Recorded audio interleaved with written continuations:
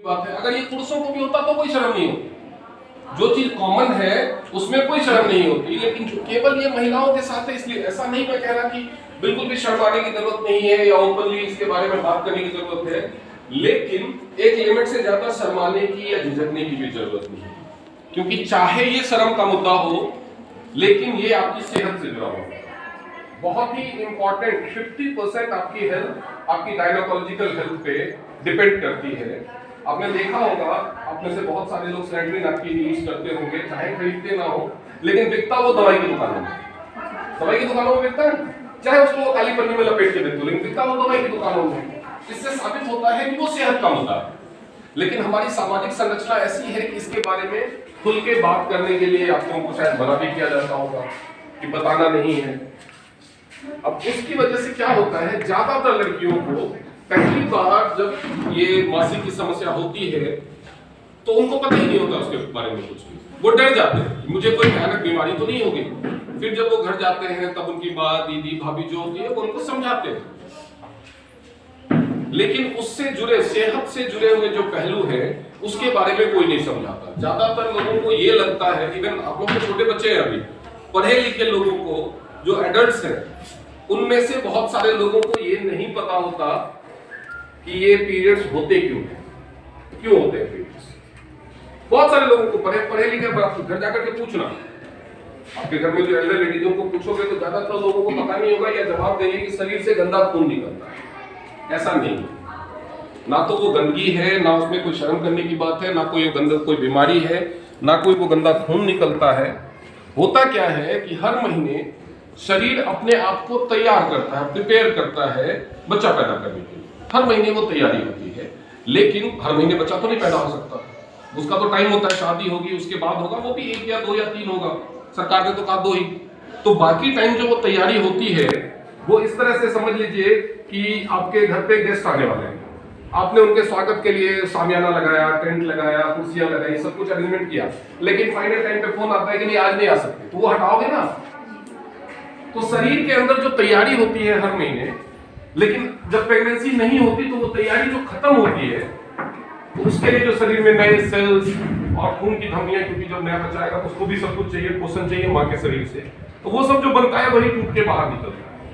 वो बाहर निकल जाता है 3-4 दिनों में, पीरियड्स खत्म। बस इतना ही है, ये एक नॉर्मल साइंटिफिक प्रोसेस है, इसमें गंदगी कुछ भी नहीं है, बीमारी कुछ भी नहीं है, लेकिन कुछ समस्याएं इसमें आती है। सबसे ज्यादा समस्या क्या है, आपके पेट के अंदर पेशाब और लैट्रिन भी होता है। जब पेट के अंदर है तब तो कोई गंदा नहीं है, वो बदबू नहीं है, लेकिन बाहर आने के बाद तो वो उसमें गंदगी है, बदबू है ना, उसको आप ठीक से साफ करते हैं। अगर नहीं साफ करेंगे तो उससे बीमारियां होंगी, अगर खुले में करेंगे तो वैसे ही है, शरीर से बाहर आने के बाद इससे बीमारियां होने के चांसेस रहते हैं। तो उसके लिए बाहर जब वो आता है, पीरियड्स जब आपको शुरू होते हैं, तब भी वो गंदा नहीं है, लेकिन अगर आप उसकी सफाई, निराकरण ठीक ढंग से नहीं करेंगे तब उससे बीमारियां होने के चांसेस रहते हैं। तो सबसे पहले ज्यादा जरूरी क्या है कि उसके लिए मेंटली प्रिपेयर्ड, ये आपको कोई बीमारी नहीं है, ये सोच लीजिए, ना ही इसमें कोई घबराने की बात है, ना ही इसमें कोई इंफीरियर महसूस करने की जरूरत है। कई बार होता है लड़कियों में ये एक साइकोलॉजिकल प्रेशर बन जाता है, पीरियड्स के दौरान वो घर से बाहर नहीं निकलती, स्कूल नहीं जाती, क्यों? एक तो दर्द और थकान वाला जो इशू है वो अलग है, दूसरा उनको ये डर रहता है कि कहीं कपड़ों में दाग लग गया तो लोग हंसी बनाएंगे, मजाक उड़ाएंगे। तो इस दुनिया में माँ सबके पास है और सबकी माँ को पीरियड्स हुए, तो अगर कोई आपका मजाक उड़ाता है तो वो अपनी माँ का मजाक है, नहीं? सबकी माँ है कि नहीं? ऐसा दुनिया में कोई है जिसकी माँ ना हो?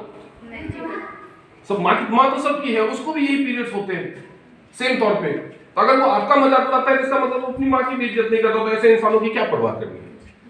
ठीक है, तो उसकी परवाह नहीं करनी है, लेकिन हाँ हाइजीनिक जरूरी है, सफाई जरूरी है। तो उसके लिए कुछ लोग कपड़ा इस्तेमाल करते हैं, कुछ लोग सैनिटरी नैपकिन इस्तेमाल करते हैं, कुछ लोग सरकारी स्कूलों में सप्लाई भी होती है गवर्नमेंट की तरफ से कई जगह। लेकिन मुद्दा क्या है कि सैनिटरी नैपकिन किस तरह का होना चाहिए जो आप इस्तेमाल करते हैं। सबसे पहले तो कपड़ा मत इस्तेमाल, क्योंकि कपड़े में हाइजीनिक की प्रॉब्लम होती है, क्योंकि एक ही कपड़ा कई लोग इस्तेमाल करते हैं, बार बार उसको वॉश करते हैं, वॉश करने के लिए आप साबुन इस्तेमाल करते हैं, साबुन में फिर केमिकल्स जाता है, तो उससे बीमारियां बढ़ने का खतरा होता है। लेकिन जब आप सैनिटरी नैपकिन इस्तेमाल करते हैं तो उसका भी क्वालिटी इंपॉर्टेंट है। और इसके अलावा आपको पीरियड्स के दौरान जो कमर दर्द की या पेट में दर्द की समस्या होती है, वो समस्या क्यों है? क्योंकि आपके शरीर के अंदर कोई ना कोई कमी है। क्योंकि जब पीरियड्स होता है आपके शरीर से एक्स्ट्रा ब्लड निकलता है, तो शरीर में खून की कमी होगी। अगर पहले से ही आपके अंदर खून की कमी है, हीमोग्लोबिन कम है और उस समय एक्स्ट्रा निकल गया, उस समय आपको ज्यादा कमजोरी आएगी, चक्कर भी आ सकता है। अगर आपको एक्सेसिव ब्लीडिंग होती है, वो उन लोगों को होती है ज्यादातर चक्कर आने की समस्या जो पानी कम पीते हैं, और लड़कियां ज्यादातर पानी कम पीती है। क्यों पानी कम पीती है? स्कूल जाने वाली, कॉलेज जाने वाली या ऑफिस जाने वाली फीमेल ज्यादातर पानी कम पीती है। क्यों पानी कम पीती है? क्योंकि पानी ज्यादा पिएंगे तो पेशाब बार बार जाना, इसी वजह से भी पानी कम पीते हैं। लेकिन कम से कम 2.5-3 लीटर पानी रोज पीते, स्पेशली जब आपको पीरियड्स आने वाला हो, जब आपको पता चले कि 2-3 दिन में आने वाला है, उस समय आप पानी का इंटेक बढ़ा, ठीक है। और पीरियड्स के दौरान जब आपका पीरियड्स होता है, दर्द होता है, आप बैठ जाते हैं, लेटे रहते हैं।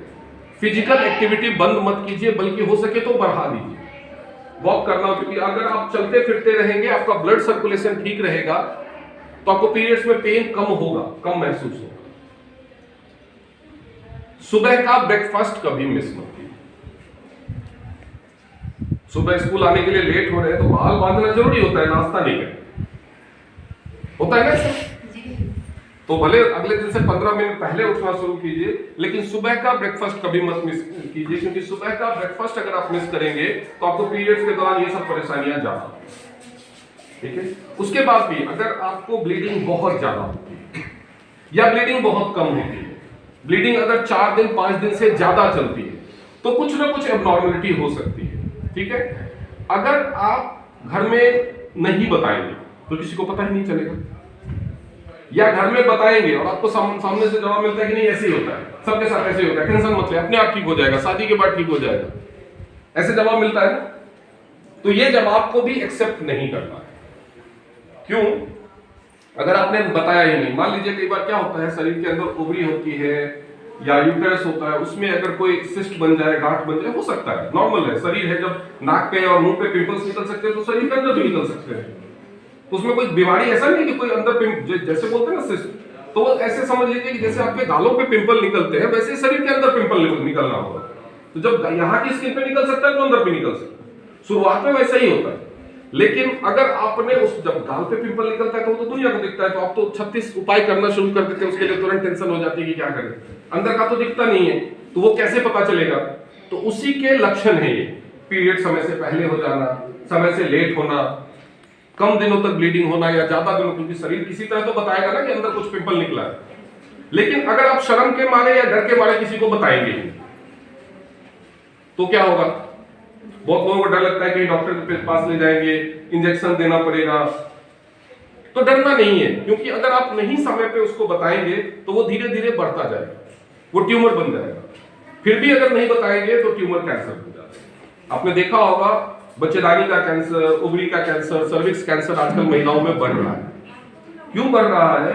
क्योंकि महिलाएं अपनी हेल्थ से जुड़ी हुई प्रॉब्लम्स शुरुआत में बताती ही नहीं है।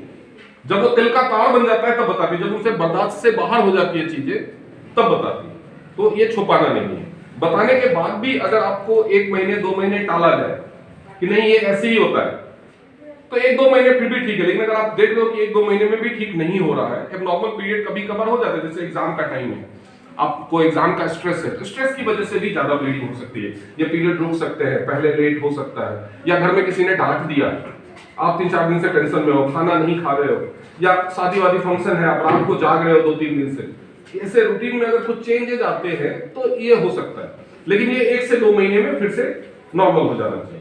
अगर नहीं होता है तो आप जिद पे आ जाइए कि नहीं मुझे डॉक्टर के पास ले चलो, गायनेकोलॉजिस्ट के पास ले जाओ, वहां जाइए, चेकअप कराइए।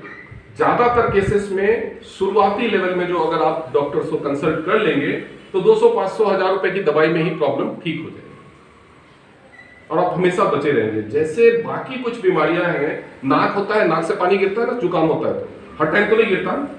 अगर नाक से पानी गिर रहा है इसका, या आंखों में पानी आ रहा है, इसका मतलब जुकाम है। तो शरीर में कोई भी हरकत जो रोज नहीं होती या नॉर्मली नहीं होती, वो अगर होने लगे तो उसको इग्नोर नहीं करना। तो पीरियड्स भी वैसे ही। उसके बाद हम आते हैं सैनिटरी नैपकिन। मान लीजिए आपका हाथ यहाँ पे कट जाए, यहाँ पे हाथ आपका कट जाए, उस पर आपने दवाई लगाया नहीं लगाया, कॉटन की पट्टी डाल के ऊपर प्लास्टिक से उसको बांध दो, तो 2 दिन के बाद क्या हाल होगा?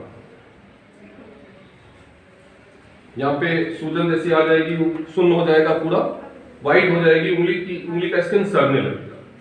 होगा या नहीं होगा? क्यों? क्योंकि प्लास्टिक क्या करता है, हवा को आर पार जाने से रोकता है। हवा नहीं मिल रही, ऑक्सीजन नहीं मिल रही।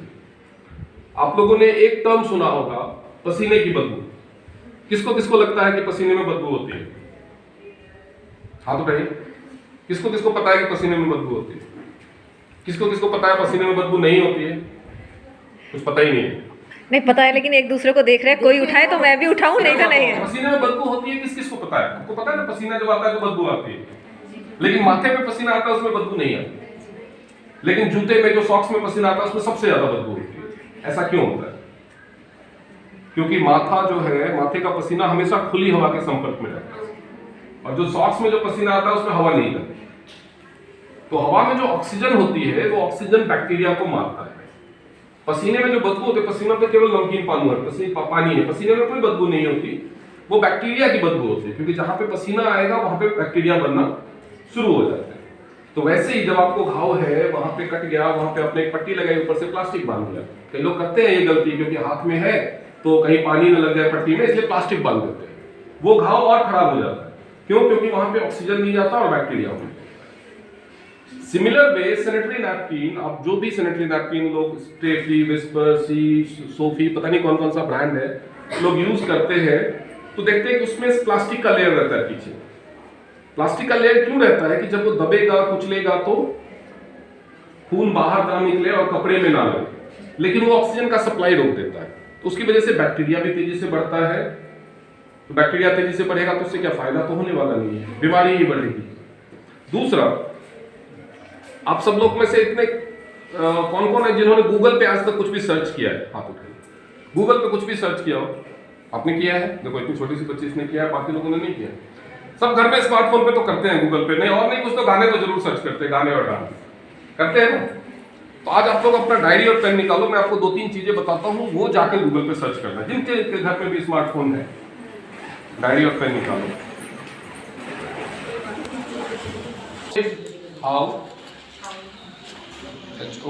how safe, S-A-F-E, safe is my sanitary, S-A-N-I-T-A-R-Y, sanitary pad. How safe is my sanitary pad? मतलब हुआ मेरा सैनिटरी पैड कितना सुरक्षित है, ये आपको जानने का हक है या नहीं?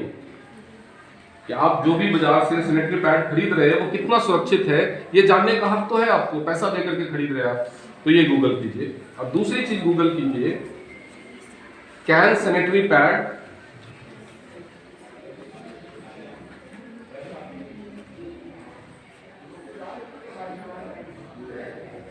Cause cancer, CAUSE, cause cancer, question mark. क्या सैनिटरी पैड से कैंसर हो सकता है?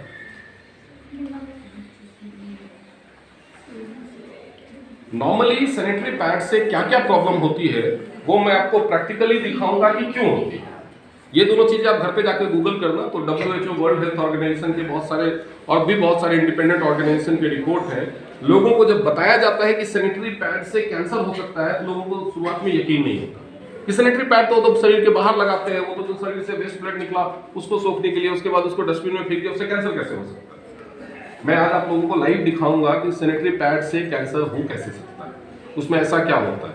और दूसरा, सैनिटरी पैड में पीरियड्स के दौरान कुछ चीजें हैं जो शायद बड़े लोगों को भी नहीं पता होगी यहाँ पे, कि पीरियड्स के दौरान गीलापन महसूस होता है।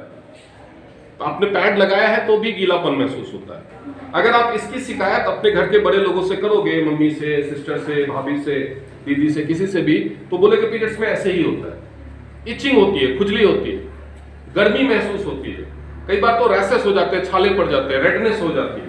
ये सब होता है पीरियड्स के दौरान। नॉर्मली 90% लोगों को ये सब होता है। कमर दर्द होता है, थकान महसूस होती है, ये सारा कुछ होता है और ये नॉर्मल माना जाता है कि पीरियड्स के दौरान तो ऐसा होगा ही, ऐसा माना जाता है। या तो खुद ही मान लेते हैं बच्चे कि पीरियड्स हो रहे हैं इसलिए ऐसा हो रहा होगा, या अगर वो मम्मी को कंप्लेन भी करते हैं कि मम्मी बहुत दर्द हो रहा है या थकान हो रही है या इचिंग हो रही है या बहुत गर्म लग रहा है, तो उसकी मम्मी भी वही बोलती है कि पीरियड्स में ऐसे ही होता है, जैसे पीरियड खत्म होगा ठीक हो जाएगा। लेकिन ऐसा नहीं होना चाहिए, ये नॉर्मल नहीं है, ये नॉर्मल नहीं है। ये होता इसलिए है क्योंकि आप गलत सैनिटरी नैपकिन इस्तेमाल करते हैं। तो सवाल ये है कि जो सैनिटरी नैपकिन हम इस्तेमाल करते हैं वो गलत कैसे है, ये मैं आपको दिखाऊंगा, और अच्छा सैनिटरी नैपकिन कैसा होना चाहिए वो भी दिखाऊंगा। लेकिन अच्छा सैनिटरी नैपकिन आप क्यों नहीं खरीदते, आपको उसके बारे में क्यों नहीं बताया जाता, ये भी बताऊंगा।